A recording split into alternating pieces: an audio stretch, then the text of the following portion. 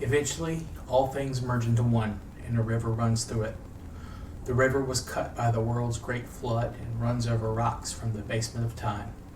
Norman McLean. Welcome. Thank you for listening to Warfare, Advancement, and Revisionism, or WAR. My name is Preston Floyd, and I am, as always, your host.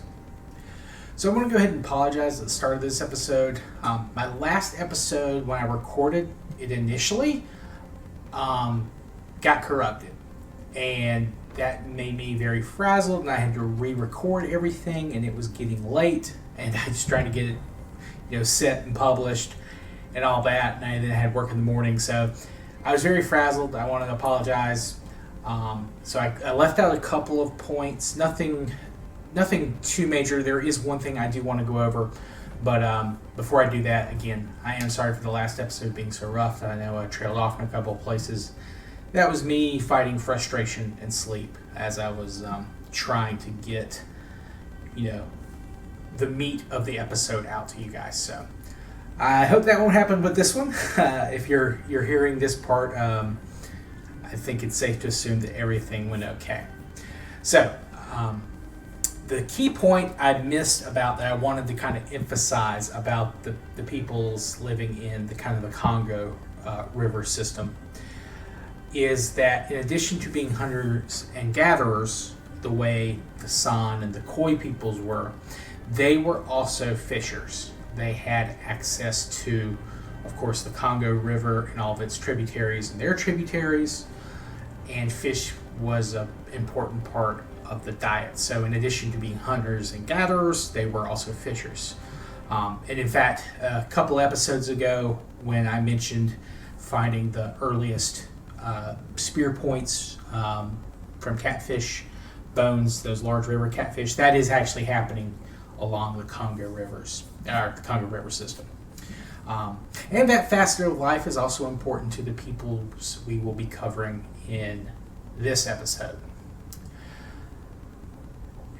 And these are the peoples, or the groups of peoples that have populated West Africa at this point. And some will eventually spread to the rest of sub-Saharan Africa. And that includes going west towards the Atlantic and covering parts of Africa we've already gotten to. And of course, they are also, or some of them are also, the ancestors of the peoples who will be enslaved and shipped to the rest of the world by Arabs and Europeans. But those events are still far in the future, and we will have to wait for future episodes to get into the specifics of that. Now, though, we're going to focus on West African peoples at 10,000 BC. Now, like the Congo River and its tributaries becoming key features and focuses for the tribes of Central Africa, Western Africa has its own river system around which groups made their lives. This river system is formed around primarily the Niger River. And these systems are separated by the Mandara mountain range and a bunch of plateaus in between the Niger and the Congo. These mountains served as a barrier and a sieve for large population movements. And again, that is not to say there is no crossing ever, but it is rare. Now, it's also important to remember that while these groups shared a common ancestor around 100,000 to 80,000 years ago, they had multiplied and spread across the region and started developing their own unique cultures independent of the other human groups and each other. And these splits probably also happened very early. Now, this is somewhat of a guess on my part, but my reasoning for believing this is that mostly based on geography and location, geography and language. Most linguistic information that I've read seems to suggest that if you examine all the areas where language is spoken, the place where there is the most diversity in accents and derivatives usually suggests that the language probably originated there or close to that location, or that it's been spoken in that area longer. That's why, of course, in England they have so many different accents compared to other places that English is the primary language. And there are numerous examples of this in other languages, but that's just kind of what I'm most familiar with.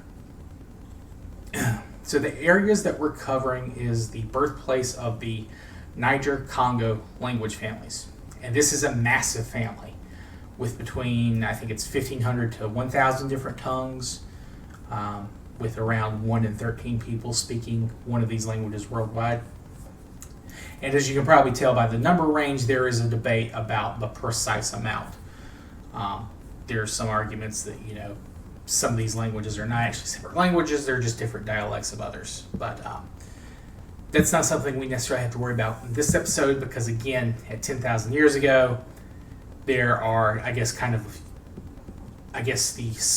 the main sub-families of the entire family. And to kind of go over those, I want to just kind of give a kind of overview of them. In the Niger Congo branches, it can be divided up into, 3 or 4 main groups, depending on, whatever. And each of those groups has subdivisions.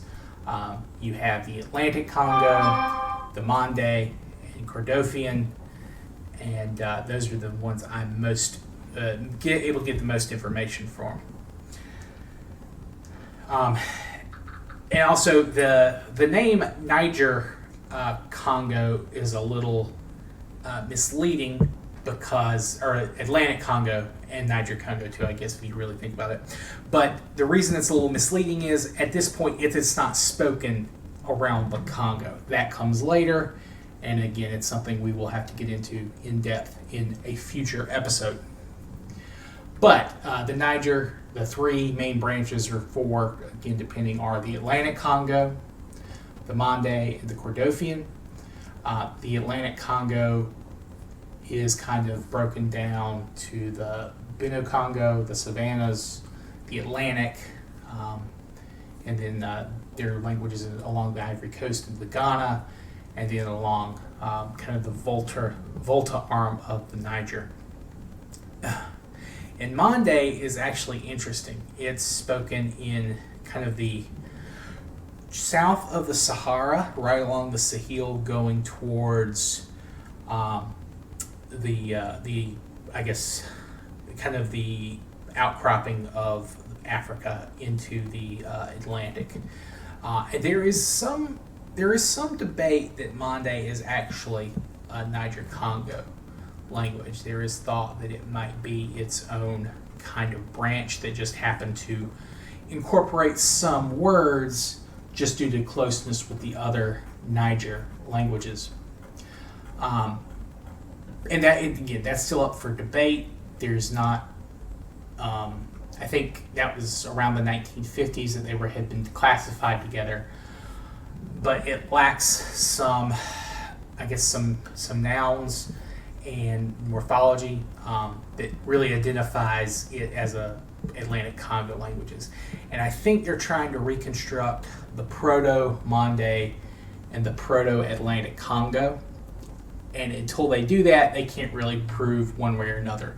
But I think right now, more linguists than not suggest that Mande is maybe its own thing. And if you look at a map, you can see that they kind of cut, fullest speakers from each other.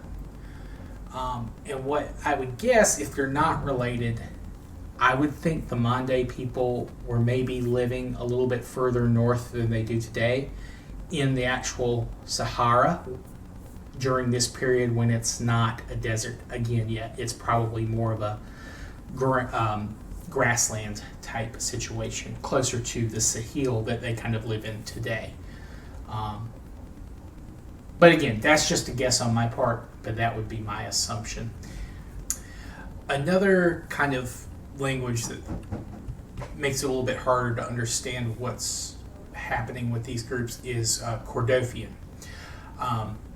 This is a very widespread language. it's kind of in the southern part of Central Africa, or I'm sorry, the southern part of Central North Africa, basically around Lake Chad. It's spoken kind of around there, but it's also way further to the east we haven't covered that area yet, along some areas in what is today Sudan and South Sudan, and then it has some splotching kind of towards the west in the Atlantic, kind of around people that speak Fula or Gur.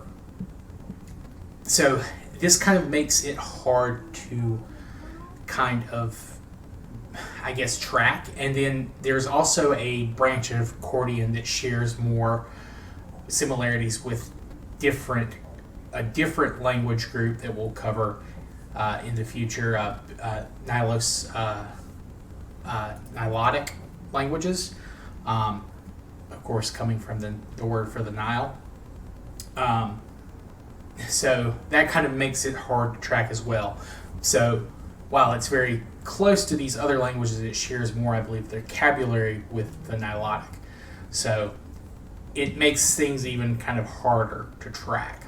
But so they are also very likely to have been in what is now the Sahara Desert when it was green, but more in the kind of center of it, around Chad and further north than there, and kind of to the east. But I'll probably go into a little more depth on them when we get closer to the Nilotic speakers, and of course when we kind of get to where there is more evidence to show them as distinct. At 10,000 BC, I mean, this could all still be one language. We don't know.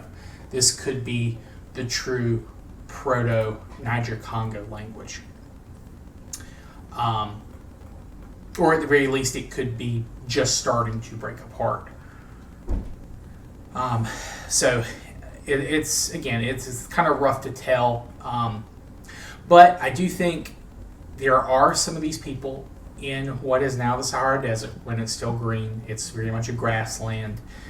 There would be, seasonal lakes and some smaller rivers that of course, are no longer there. They'll be around the Niger River system. Specifically, I think a very important part of that system is going to be the Benue River. It's also known as the Chada, depending on which African languages spoke there. But the Benue is, of course, for the French, who would eventually colonize the area.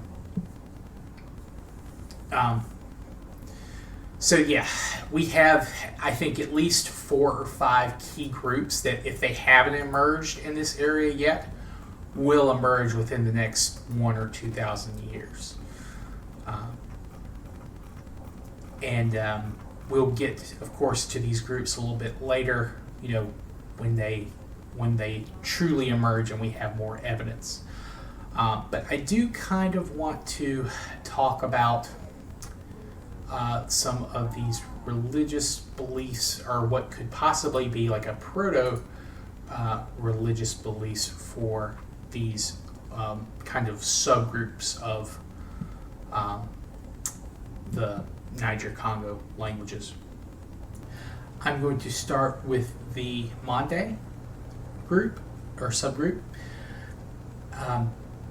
Now, unfortunately, there's not a whole lot to go through for most of these groups, or these subgroups of people, because they converted to Islam fairly early. I think some as early as, I want to say, the 15th century, and some held out and didn't convert until the 19th century. But there are 1 or 2 that still practice a traditional West African religion. But of the groups that converted earlier, there are some that have kind of syncretic parts of their faith, their old faith that they carried over. Things like ancestor worship is a very important, specifically I think the Bambara people practice that. Then you have things like tone, which is kind of like a society, like a fraternity or sorority almost. Now that's probably didn't come till much later than this part, but there may have been some kind of early initiation rituals that were eventually carried over to the Ton in the future. I know that these people also have made very ornate masks, and I think that was important in all of these areas from all these people, whether they were Islamic practitioners or the original ethnic religion. Masks are always important and show up a fair amount.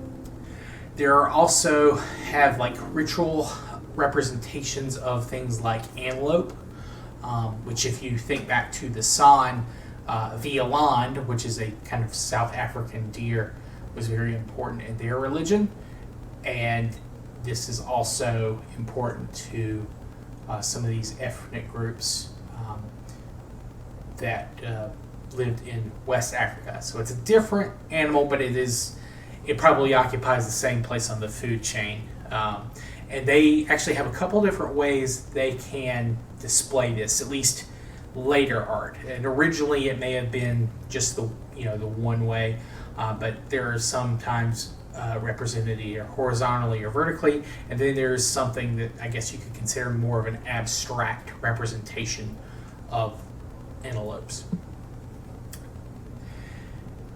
Now, to get into specifics on these kind of proto-faiths, there isn't a huge amount to go on. We do know that there are some groups that have a creator god, Wuro, that's W-R-O, and I think specifically the Bobo and I think the Bwa as well use that name for their god. And I think these two groups are distinct ethnic groups. There hasn't been too much intermarriage between them, but they do have like a common share of religious beliefs. So they have a lot of cultural similarities, even if they don't necessarily have a lot of ethnic similarities. So to these people, God is Wuro, and he is not described or represented by any kind of sculpture or art. Now this could be a later influence from Islam, which of course, like Judaism, doesn't like to depict God, or in Islam's case, the Prophet Muhammad. But it could also just be a very old belief. But he's not given like a form. As far as I can tell, there's no evidence of him transforming into an animal or different animals like there are among the San. So it is very possible that this is an organic, original belief. Also, Wuro is not a demiurge. He's a different kind of god. I believe the term is Otois. Basically, he serves no practical purpose anymore. He created the world. He did so perfectly that the world that we live in is as close to perfect as possible. But it is a fragile and delicate world. So he, of course, does teach not just man, but kind of all of nature about how to try to keep this balance. And he is very much a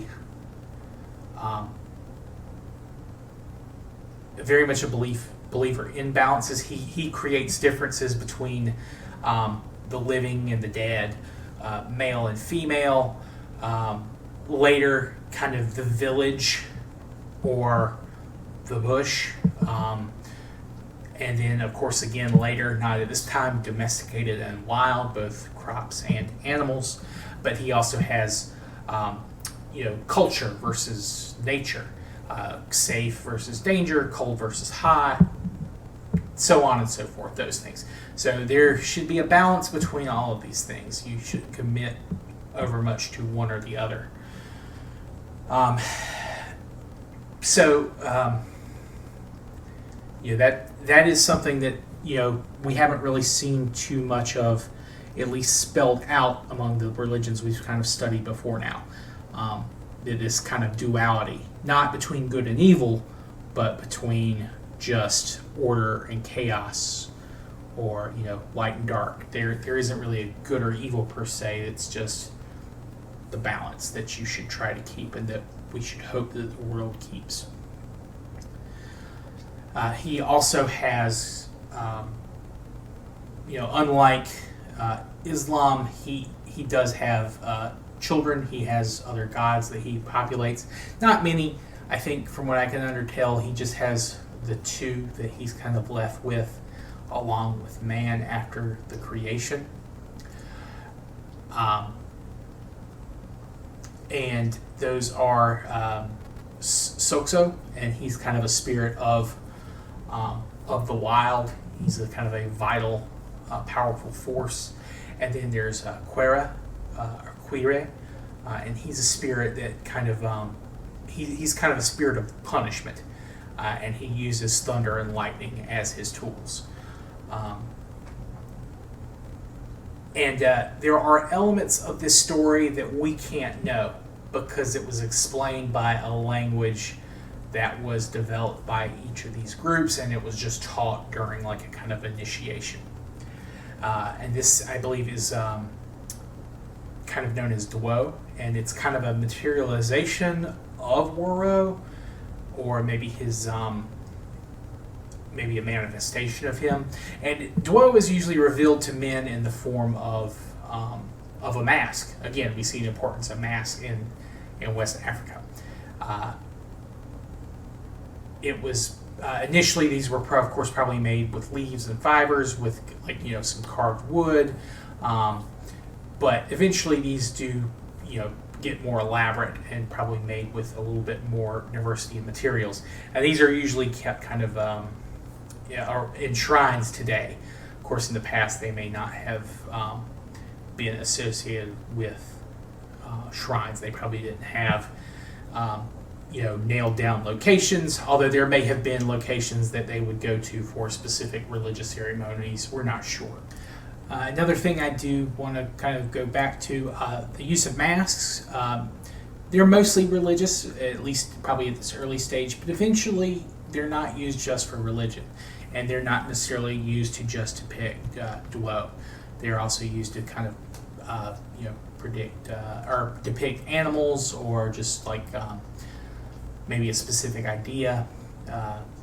But regardless, the use of masks, they do expand. And of course, they begin using different types of wood, painting, things like that. And there are different types of masks. There are different words that are used to describe masks.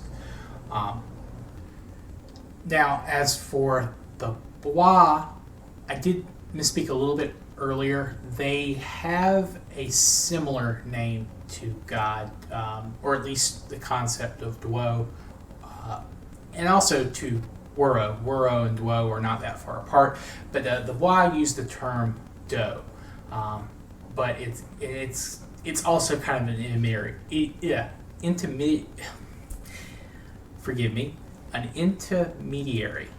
between God and the people.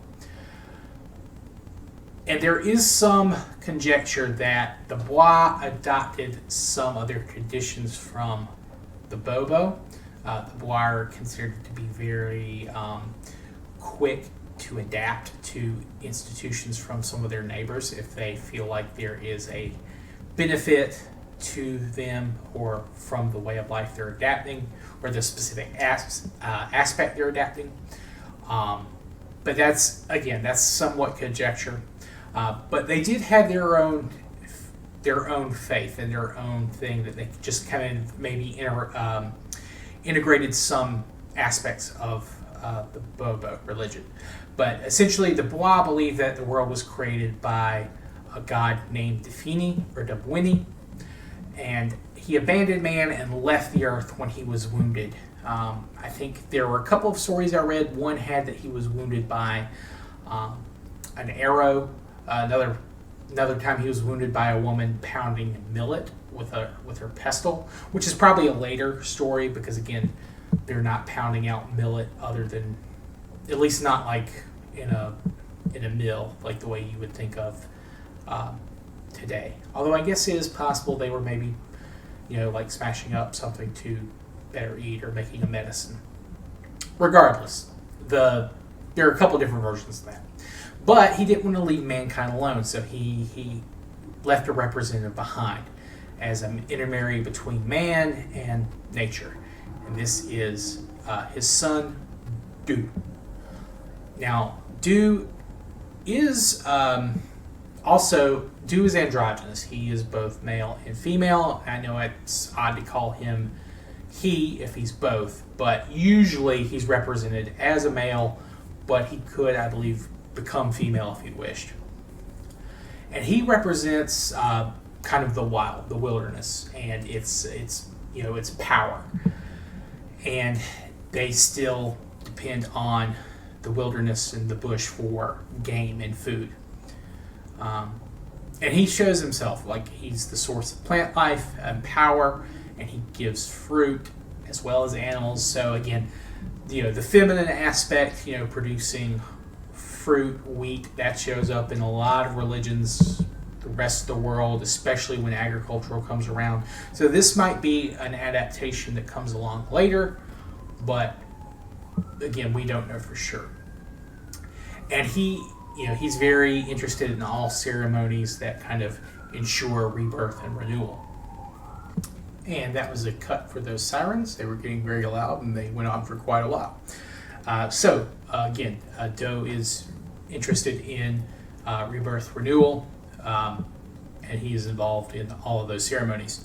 And of course, the Bois also use different masks, leaves, fibers, things like that to make the mask, and then of course later they add wood.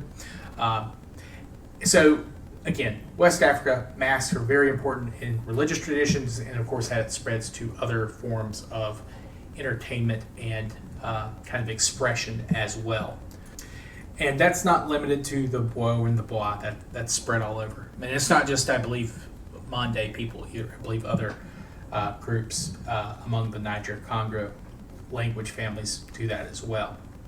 So I doubt we'll ever figure out where the use of masks came from initially, but it is extremely popular and it is widespread. That's kind of the Mande groups and maybe what they're working with in terms of religion. And again, these people now are probably a little bit more southerly, in my opinion, than where they were at 10,000 BC. But that being said, there are some small river systems in the area, and even the ones in what is now the Sahara Desert, even if they've dried up, they were there at the time that the Mande or the Proto-Mande were living in the area. So these people were mostly hunter-gatherers, although it wouldn't surprise me if they had some level of fishing skill. But I do think it's more likely to say that the people we'll be covering in the next episode are better and more prolific fishers at this point in time, at 10,000 BC. Yeah, so I think that's kind of a good place to call this episode. We are going to come back to the West African peoples next week, and I'll cover the other kind of big branches of the Niger Congo group, we'll call it. I'll try to touch on the Cordothians, even though, again, they may not necessarily be part of this group, at least yet. I'll try to cover those groups what I can, and I hope to go ahead and get the other groups taken care of as well. And then after that, we'll of course move to the Horn of Africa and then Northern Africa. And then we'll finish up 10,000 BC in Africa, and we'll begin covering kind of the rest of the world as best we can. And then we'll progress further down the timeline. I do thank everyone for listening. I hope you've enjoyed, and I hope this episode turns out a lot better than the last one. Again, I do apologize for last week and it being a little shoddy. So I'd like to say if you have any feedback, please reach out to me at waradrevpod@gmail.com. You can also direct message me on the podcast's Twitter account, which I'll include a link to in the description of the episode. But I hope everyone has a good day, and thank you for listening. I'll see you next time. Goodbye.